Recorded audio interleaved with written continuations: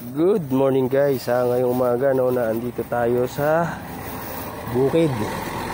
At kaya kung nakikita nyo, ayan yung ating dap nya, nangunguha tayo.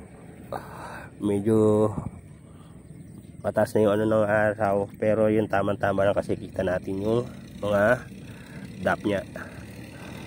Kaso nga lang dito sa party na to, hindi katulad sa isang kinukunan ko, dito maliliit yung dap nya. Pero madami siya guys, ayan, makikita nyo. So ayan yung nasa gitna tayo ng bukid. Ayan yung tubig, ayan yung bike natin. So dadagdagan lang natin yung para may stock tayo ron. Magagawa yung po-frozen natin, lalagay natin sa mga lagayan ng gravy.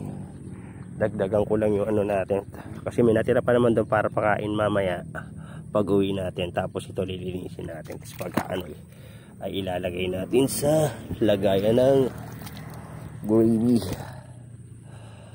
Dami siya rito guys, kaso maliliit. Problema pa tsaka yan, madami tayong tatanggalin na linisin mamaya.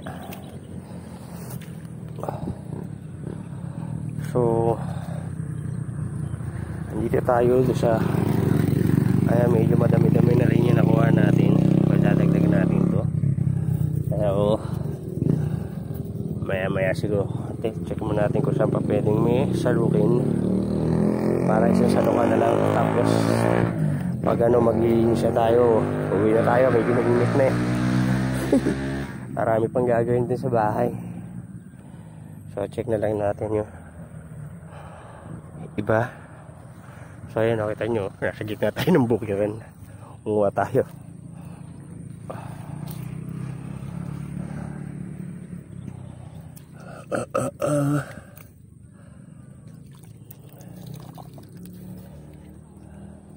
Ayoko naman kasi masyadong lumayo kasi baka mamaya madampot yung bisikleta natin, wala tayong kasama. Mahirap tumakbo pag nasa gitna na tayo ng palayan. Baka di natin maabutan yung dadampot ng bike. Iniram lang natin yan, nakakayalan din.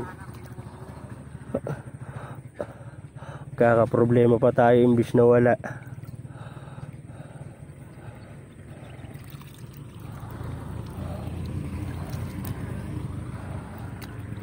Sundam sana rito, maliliit lang talaga. Kasi dalawang klase yung dapya Dapya mo yun ay tawag ba nila doon, yung mas malalaking klase. Ito yung kumbaga yung parang local bear. Local to mas maliliit. Tsaka kung hindi mo kasi siya tititigan na ayos yung tubig, hindi ka makakakuha. Hindi mo malalaman na marami sa gilid. Kasi gusto nito yung naka-steady yung tubig. Ayaw niya nung malakas yung ng agos.